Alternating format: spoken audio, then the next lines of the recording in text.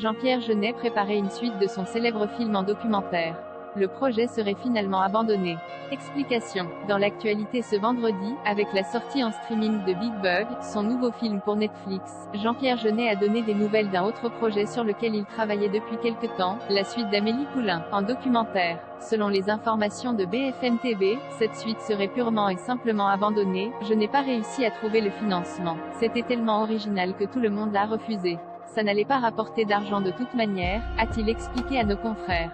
En 2019, Jean-Pierre Jeunet avait donné des détails sur ce projet de documentaire, comme le relayait notamment le site américain IndieWire. J'essaye de monter un film depuis 4 ans, mais c'est compliqué car le monde a changé. Mes films sont spéciaux et ce n'est pas la bonne période pour ça. Tout le monde veut faire des profits sans prendre de risques. J'écris un faux documentaire sur le tournage du fabuleux destin d'Amélie Poulain, un peu comme ce que Peter Jackson avait fait à propos des débuts du cinéma, Forgotten Silver. Ce sera quelque chose de léger, de très drôle et de pas cher à produire, j'espère.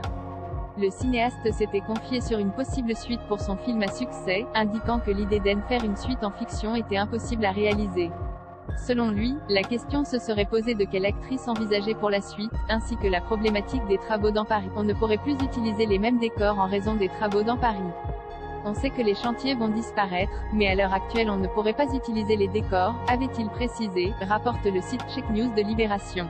Le fabuleux destin d'Amélie Poulain reste à ce jour le plus grand succès en salle de Jean-Pierre Jeunet, avec plus de 8,6 millions de spectateurs en 2001, devant Un long dimanche de fiançailles et ses 4,4 millions d'entrées en 2004.